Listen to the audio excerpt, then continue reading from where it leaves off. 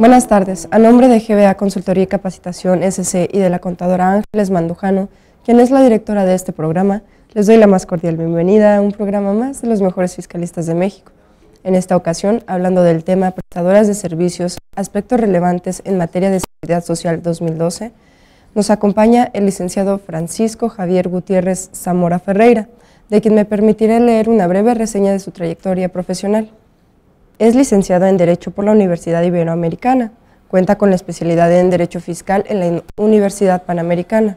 En su trayectoria laboral ha colaborado en la Tesorería del Distrito Federal, en el SAT, en el despacho Basham Reich y Correa SC. Ingresó a Chévez Ruiz Samarripa. En 2006 fue promovido a socio de la firma, especialista en seguridad social, contribuciones locales y administrativo. En su actividad docente fue titular en materias de Derecho Fiscal y Seguridad Social en la Universidad Iberoamericana.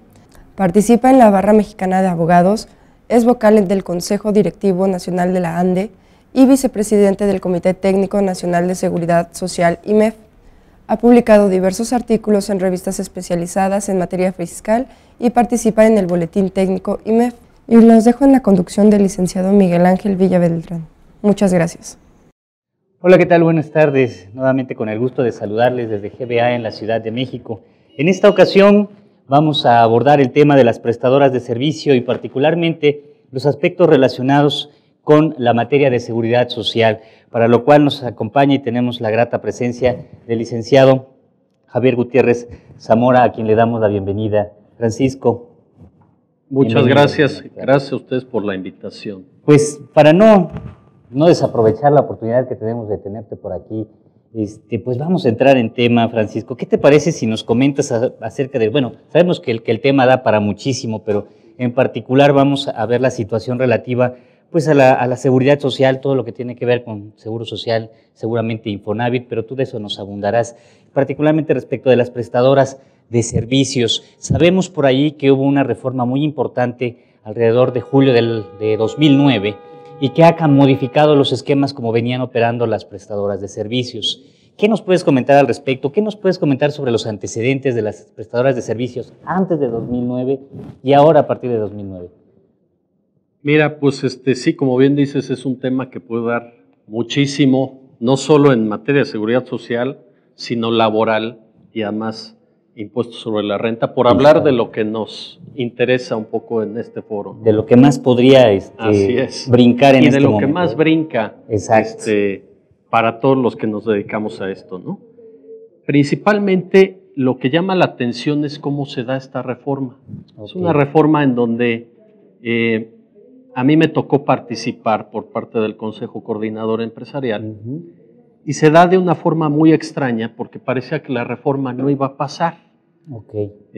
Y así estuvimos la mayor parte del tiempo en lo que fue el proceso de discusión en las cámaras, que llama la atención. Se aprobó cuando la tribuna del Congreso estaba tomada en algún momento por todos los disturbios electorales que se dieron posteriormente. Digo, no eran exactamente los que siguieron a las elecciones, pero sí posteriores cuando el PRD tomó la tribuna por alguna desaveniencia con los demás partidos. Se da la aprobación, parece como si la reforma hubiera tenido un tinte más laboral que de seguridad social, que ahorita vamos a abarcar un poquito más ese tema. A lo mejor para irnos desde lo más básico, Francisco, en sí mismo, ¿qué es una prestadora de servicio? Claro. ¿O quiénes están comprendidos dentro de este rubro? Así es. Mira, prestadora de servicio, la Ley Federal del Trabajo establece una, pues no definición de lo que es prestadora, pero sí de lo que es una prestación de servicios y de quién está obligado, en su caso, como patrón respecto de los trabajadores de una prestadora de servicios. Okay. Un tema muy similar a esto lo refleja la Ley del Seguro Social y que en lo básico, ya desde antes de esta reforma que fue muy importante, ya establecía tanto la Ley Federal del Trabajo como la Ley del Seguro Social que cuando una empresa presta servicios a otra con sus elementos particulares de los que puede responder laboralmente, okay. O sea, ¿con sus empleados? Con sus empleados. En ese caso, el beneficiario de los servicios, pues nada tiene que ver, salvo que el patrón original no cumpla. Si no tuviera estos elementos, que es en donde se da esta cuestión que no cumple el patrón, si no hay la posibilidad de responder a sus obligaciones con sus empleados, entonces entra como un solidario el beneficiario de los servicios. Sí. Estamos hablando, por ejemplo, de la constructora, a lo mejor que tiene una planta laboral de trabajadores de la construcción, es contratada para construir un edificio, por decirte algo, y solo para el caso de que la constructora no pudiera hacer frente a estas responsabilidades con sus trabajadores, tendríamos posiblemente la situación de responsabilidad solidaria del beneficiario, o sea, de quien ordena la construcción de la obra. A grandes rasgos sí, pero tocaste un tema que tiene un tratamiento muy particular para el Seguro Social, perfecto. Pero incluso estas reformas se tenía la duda si aplicaban o no a los constructores, pero no hay nada que impida pensar que sí aplica para los constructores. Okay. Pero a grandes rasgos es eso que comentas. No lo pensemos en una constructora por su causa particular que tienen, pero en cualquier otro negocio, limpieza, servicios, seguridad, lo que veamos, un poco esa era o es la filosofía que ya existía tanto en la ley laboral como en la ley del Seguro Social.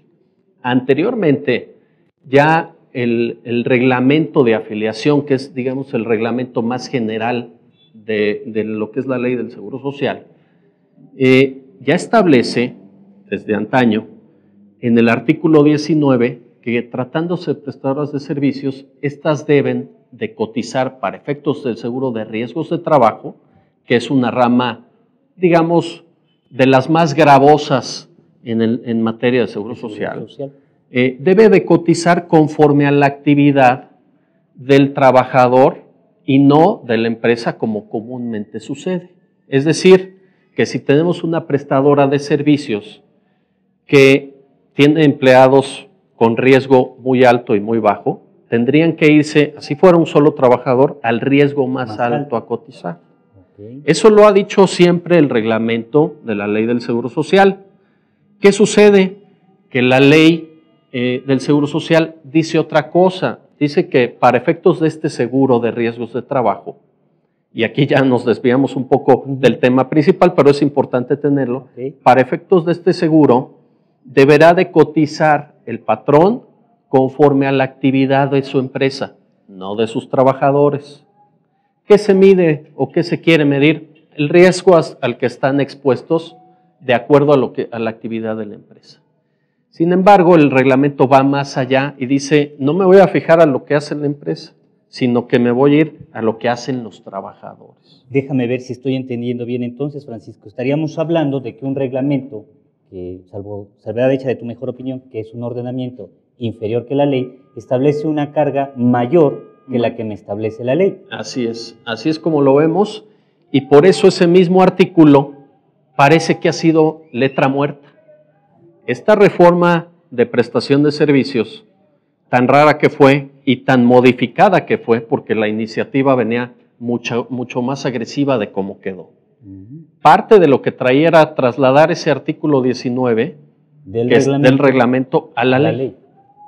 Sin embargo, pues eso no sucedió, afortunadamente porque ya no empataría el tema de lo que grava, o no llamemos gravar porque no es en sí un impuesto, es una contribución, lo que es el seguro social, lo que es el riesgo de trabajo, que va hacia la actividad de la empresa y no de los trabajadores.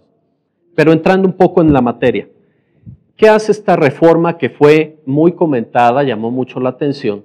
Bueno, pues esta reforma busca, ya de manera particular, al beneficiario de servicios de un outsourcing, que un outsourcing aquí lo define la propia ley en el 15A, que fue materia de esta reforma, habla de un contrato de prestación de servicios en donde se pongan a disposición trabajadores, cosa que es muy distinta a lo que es una prestación de servicios normal, común, en donde yo presto servicios de limpieza, si te mando escobas eléctricas o personas que muevan las escobas, pues ese es otro tema.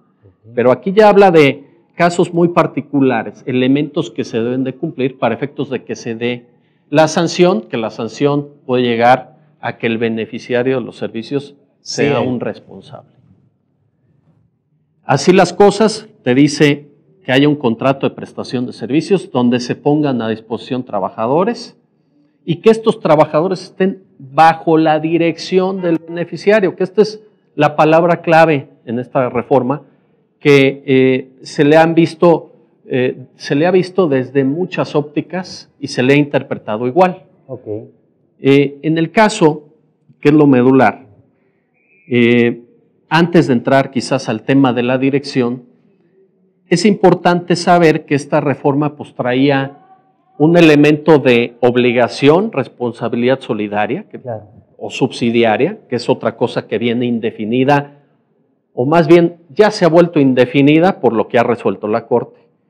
Y además de esto, pues trae el elemento de informar al IMSS, cuando uno ya está en ese supuesto, proporcionar contratos, tanto por parte del prestador del servicio como del beneficiario.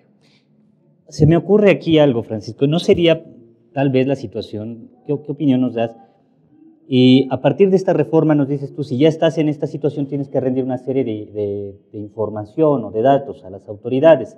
¿No sería tal vez un poco aplicar retroactivamente a la ley, es decir, generarme mayores cargas, mayores obligaciones administrativas respecto de las que ya tenía en una situación anterior a la vigencia de la ley? Pues mira, yo creo que no llega a ser eso porque las obligaciones informativas son a partir de la ley y de los contratos que se hayan generado a partir de que entró en la ley. Sin embargo, la obligación de fondo, la responsabilidad, es desde que entró la ley y previa si ya estaba el contrato, ¿no? Pero desde luego, a partir de que entró la ley, no nos podrían castigar el pasado. Es decir, para nuestro auditorio, quienes pudieran estar en una situación así, no tendrían que preocuparse de rendir información anterior a la vigencia de esta ley, sino a partir de la ley en adelante y de los contratos que pudieran celebrar a partir de, corrígeme, julio de 2009. Es julio 10 de 2009 que se publicó. Muy bien. O julio 9, no recuerdo, el julio 10 entró en vigor. La cuestión sería a partir de julio de 2009. Así es. En parte porque hubo otra que se reservó, que fue el tema de riesgos de trabajo, que como veremos fue un caramelito que les dieron a quienes sí se ubiquen ahí. Aquí el tema es, también en lo que comentas de si es retroactiva o no, a partir de que entra en vigor la ley, dice los contratos que se hayan generado antes no les aplica la obligación de informar. Entonces el contrato puede estar vigente muchos años más. Muchos, ¿no? Pero sí la obligación, si es que se da el supuesto de esta norma, que es que tengan trabajadores que estén bajo la dirección del beneficiario. Si es que se da, es así, obliga desde que entró en vigor la ley, ¿no? Ahora bien, hay sanciones por no informar, digo, hablando en términos generales de lo que fue la reforma. Una sanción por no informar, que como vimos, pues depende de otras cuestiones, de la temporalidad de los contratos, y sanciones que incluso vienen indefinidas en la ley. No se sabe si es por faltar a un requerimiento por cada trabajador o a la empresa, no se dice, ¿no? O sea, estaríamos hablando de que hay un cierto defecto en esas sanciones, se prevén sanciones que no están específicamente referidas a un caso en particular o a alguna infracción en particular. Desde mi punto de vista sí, hay un defecto ahí. Finalmente terminó siendo una legislación medio parchada, o no medio, parchada y medio, de lo que se pretendía al inicio. Que cabe llamar la atención, el Instituto Mexicano del Seguro Social señalaba que no era su reforma, que ellos no la habían propuesto, pero casualmente les quedaba muy bien. Y ya anticipabas tú algo, la reforma, lejos de obtener el objetivo principal que veía el instituto, y que sería